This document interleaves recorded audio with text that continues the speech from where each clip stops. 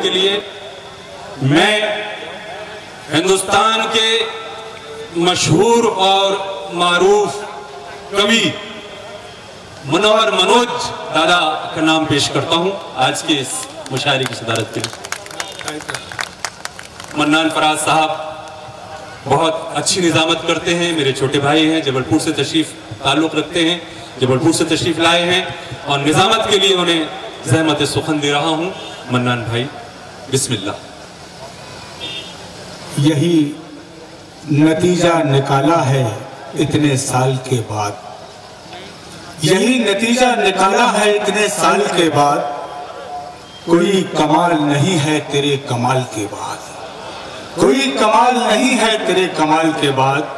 تیرے خیال نے محدود کر دیا مجھ کو، تیرا خیال ہی آئے تیرے خیال کے بعد۔ حاضرین اکرام، آج دربار ترشاہی کا یہ نورانی مشاعرہ یقین جانی جیسا ابھی معروف حنفی صاحب نے بتایا کہ یہ نئی کمیٹی جو تشکیل دی گئی،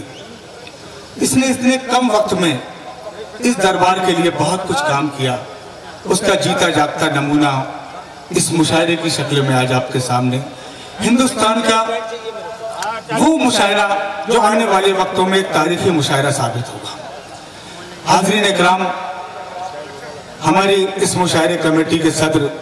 جناب تنویر خان تنو صاحب سے بات ہوئی اور اس مشاعرے کے کنوینر انور بھائی سے بات ہوئی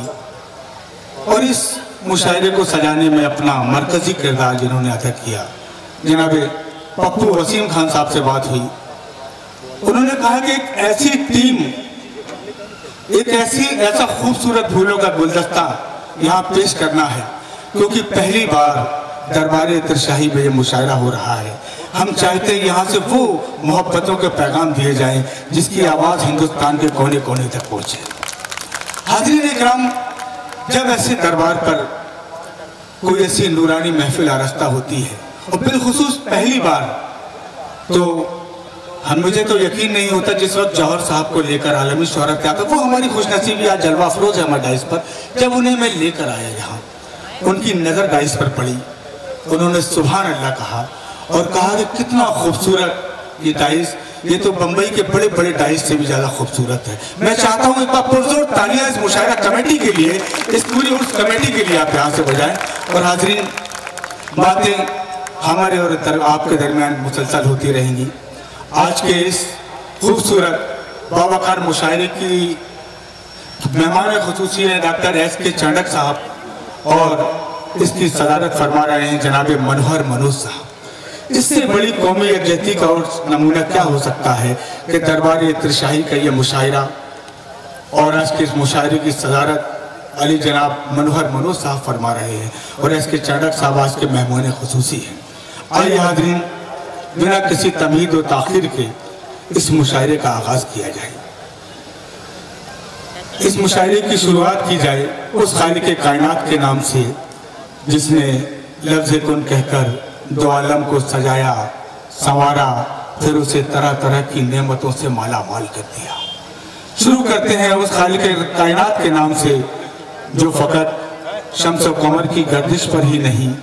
بلکہ اندھیری رات میں چلتی ہوئی چیٹی کے قدموں کے نشانات پر بھی اپنی نظر رکھتا ہے کہ زندگی دی ہے